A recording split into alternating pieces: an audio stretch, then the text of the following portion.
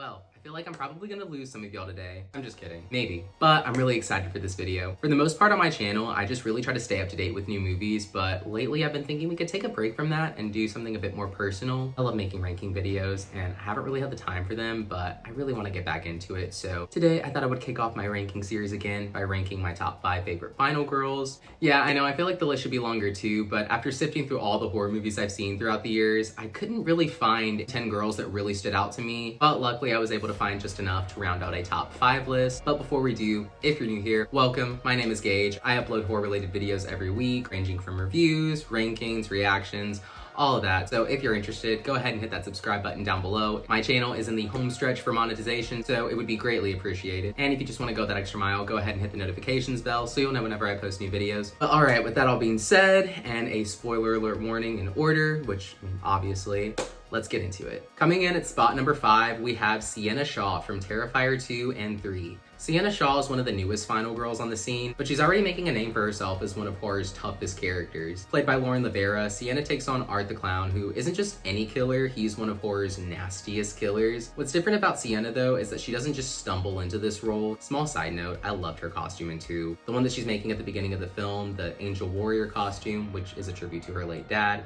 Badass final girl outfit. The costume isn't just for show though, it's a symbol of her strength and becomes her armor, literally, when she goes head to head with Art. Now, unlike other final girls, Sienna's character has depth. Her battle isn't just physical, it's also deeply emotional. Her relationship with her brother isn't terrible, but it seems like it could be better. Her relationship with the mom is just, well, I'll let you be the judge of that. What are you, fucking stupid? Could be better, not great, but the scene later in the movie where they talk on the phone and have a heart-to-heart before the mom gets her face blown off, it proves that while the relationship is strained, there's definitely still love there. It's a very emotional dynamic for this family. She's also still processing the trauma of losing her dad, and throughout Terrifier 2, we see her dealing with her grief and also her nightmares. Even in her nightmare though, it's very evident that she's a natural-born fighter, choosing to endure intense pain, reaching for that sword in that cereal box. Gnarly, but badass, even though she could have just dumped the cereal out. But whatever, what do I know? I'm not a final girl. Anyways, later in the movie, she channels that exact same energy. Even after she's stabbed, beaten, and nearly drowned, she refuses to die. She gets back up, fueled by something much deeper than just a desire to live. I'm just kidding. Her wounds magically heal themselves somehow. How? I don't know. Still though, she chooses to fight back instead of getting the fuck out, so dedication. Her personality from the beginning makes her one of the most relatable final girls in recent horror. She's vulnerable yet tough, even in the face of the worst things that you can see done to your friends and family. These are Terrifier movies, people. It gets bad. But what really sets Sienna apart for me though is that she's not just actively fighting back, she's giving every bit of brutality back to Art that he gave to her. Enduring some of the worst pain, such as being smacked against a cracked mirror and having a flower crown made of thorns shoved over her head in Terrifier 3, she never says die. And in a genre where many characters run or hide, Sienna stands her ground and goes toe-to-toe with Art, beautifully matching his brutal nature. There's no tripping and falling, no premature drops of the weapon. You know who you are. She knows what a double tap is too, clearly. Look, she might be new to the final girl scene, but Sienna's blend of brutality, vulnerability, pure willpower, and genuinely feeling like a real person proves she's got what it takes to stand alongside some of horror's legendary final girls. Lauren Rivera knocked it out of the park. All right, now moving on to spot number 4, we have Nancy Thompson from the A Nightmare on Elm Street franchise. Now, Nancy Thompson isn't just any final girl, she's a horror legend. Played by Heather Langenkamp, Nancy is Freddy Krueger's worst nightmare, and that's saying a lot, considering he's, a child murderer who kills people in their dreams now. When A Nightmare on Elm Street first hit theaters in 1984, Nancy was an instant game changer. She wasn't just another scared teen, she was clever, determined, and knew how to keep her head together when things got bad. With her friends around her being picked off one by one, an unsympathetic police officer dad, and an alcoholic mother who seems to know more than she lets on about what's going on, Nancy decides that she's not going down without a fight, and she sets out to figure out exactly how to take Freddy down. One of my favorite things about Nancy's character is how tough she is. Nancy's strength lies in her intelligence and determination. She also gives off major Kevin McAllister vibes from Home Alone. I love how she sets the traps for Freddy at the end of the movie. Because unlike so many characters who are simply reacting to a killer, Nancy actively seeks out ways to fight Freddy, even diving into research on sleep and dreams to understand her enemy better. By the end of the first movie, she's outsmarting Freddy and even turns the tables, at least until the very end. I'm gonna say that this was just a dream though, and A Nightmare on Elm Street 3, The Dream Warriors, Nancy returns as a mentor to a new group of teens facing Freddy, obviously meaning her friends are still dead and her mom died in her sleep normally. There's a normal way to do that without Freddy. Bottom line is that the first film's ending was still a victory for her, a bittersweet one at that. Boyfriend got sucked through the bed and turned into a blood geyser. It's kind of hard to bounce back from that one. Anyways, I love her character in 3, showing that she's not just a survivor now, but also a protector. She knows the risks of going back into the nightmare world to help Kristen and the last remaining Elm Street kids, but she does it anyway because she knows how to deal with Freddy better than anyone, or so it seems, since, as you know, Nancy unfortunately dies in 3. I don't know. I'm not counting her appearance in New Nightmares, since it's just her playing herself and not Nancy, technically, though they still planned on bringing her character back, so I'm not sure what the deal was there, but in any case, it was a punch to the gut seeing her defeated in 3 after all she went through in 1 and most of 3. And what makes Nancy so iconic is that she represents more than just survival. She's the embodiment of facing your fears head on. Freddy is a literal nightmare, but Nancy shows that no matter how terrifying something is, she's always going to choose to fight back. She doesn't rely on anyone else to save her. She saves herself and helps others along the way, which in the end may have been her downfall, but even with sacrificing herself, she still saved everyone she set out to save, at least for that movie. So once again, a bittersweet ending, though more so on the tragic side this time around. Despite dying in the 3rd film, I adore Nancy as one of horror's OG final girls. Nancy's intelligence, courage, likability, and willingness to take Freddy head on make her one of the all-time greats in horror. She is a great blueprint for what it means to be a final girl. All right, we have now made it to my top 3. The anticipation. We're just gonna hop right into it. Coming in at 3rd place, we have Ellen Ripley from the Alien franchise. Now, Ellen Ripley isn't just a final girl, she's a warrior, played by Sigourney Weaver. Ripley is the backbone of the Alien franchise since 1979. The other later Alien movies are all good and vary in quality, yes. No bad movies, objectively, to me at least. But anyways, what makes Ripley great is that she's not some gun-toting action hero from the start. She's a sharp, regular officer just doing her job until she's forced into a life-or-death battle. Not with some killer or sleep demon, but with one of the most terrifying creatures ever, the xenomorph, obviously. Ripley doesn't just face off with the alien, she outsmarts it using her wits and courage to stay alive, which the rest of the crew just does not have, which is why they don't make it. See, at the very beginning, all of this could have been avoided had they just listened to her, but you know how that turns out. Either way though, she kicked ass in Alien and brought audiences a new type of final girl. And then following that, in Aliens, Ripley goes from survivor to a full-blown hero. She's not just trying to stay alive anymore, she's actively seeking to protect others, especially the young girl Newt. Ripley's maternal instincts kick in and she's willing to risk everything to keep Newt safe, even going back into the alien nest to rescue her. By the end of the film, Ripley is taking on the alien queen in a battle that is pure survival at its finest. Ripley is one of the best at facing down fear and taking control in a situation where most people would literally just crumble. She's intelligent, courageous, and driven by a powerful sense of responsibility.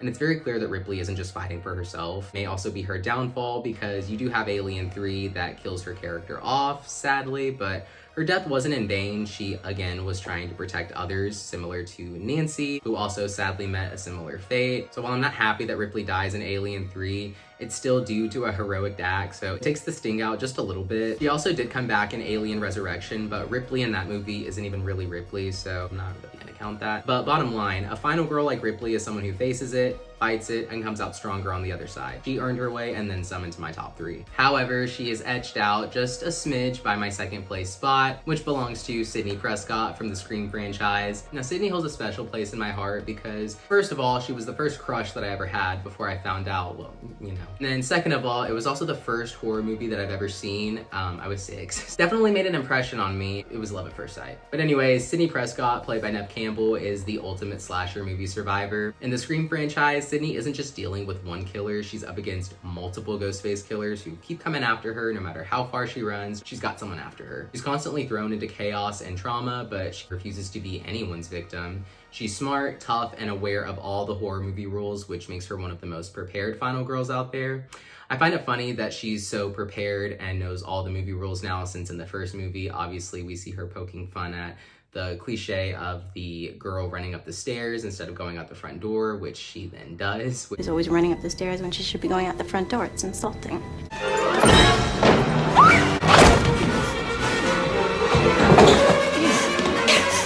Which, again, it's the point of Scream, but I just find it funny that she goes from doing that to eventually, like, if you pay close attention, she goes from running and screaming and being scared to actively seeking him out. I love how she gets stronger as the films go on. She knows the stakes and still fights back. She's faced tragedy from her mother's death to watching friends and loved ones die, but she doesn't let that break her. Across the series, she grows stronger, turning from a high school girl who's just trying to survive to a true horror legend who is not afraid to fight back. By Scream 3, Sydney isn't just a final girl, she's a pro, knowing exactly how to outsmart Ghostface. And in Scream 5, she returns with the same tough demeanor, showing that even after years of horror, she still has what it takes to survive. By Scream 4, she's completely done screaming and running from Ghostface, except for like that one chase scene. Do what you gotta do. But in the first 3 movies, it's very evident that every time she sees Ghostface, she's terrified and screams and runs. But in part 4, it's shown that she's now running to Ghostface, such as whenever she tries to save Olivia, which doesn't necessarily end well, but it still shows that she's now actively trying to stop him versus just run away from him. So I like that progression of her character. And then in Scream 5, you have her just blatantly hanging up on Ghostface while he's still trying to ask her a question. So First rule of surviving a stab movie: never answer the— I'm bored. Wait!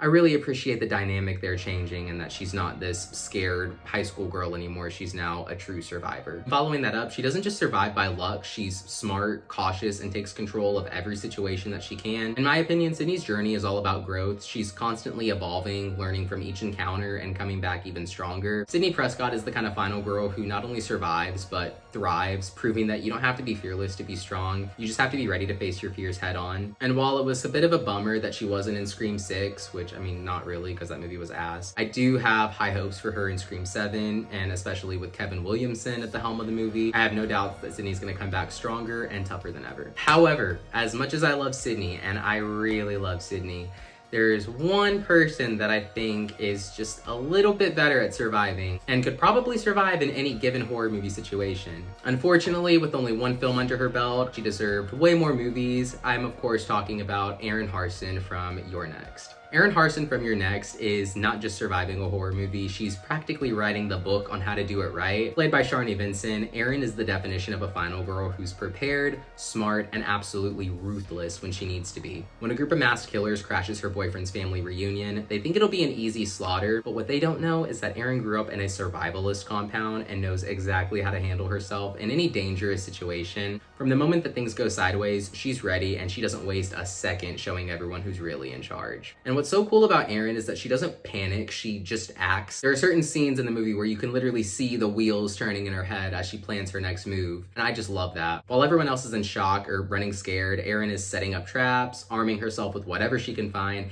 and taking the fight directly to the killers. She's resourceful in a way that we don't often see in horror movies, using everything from kitchen knives to furniture to outsmart and overpower her attackers. Erin's background in survival gives her an edge that makes her incredibly fun to watch because she's not just surviving the night, she's actively taking down each attacker in brutal and creative ways. I know y'all remember that blender scene.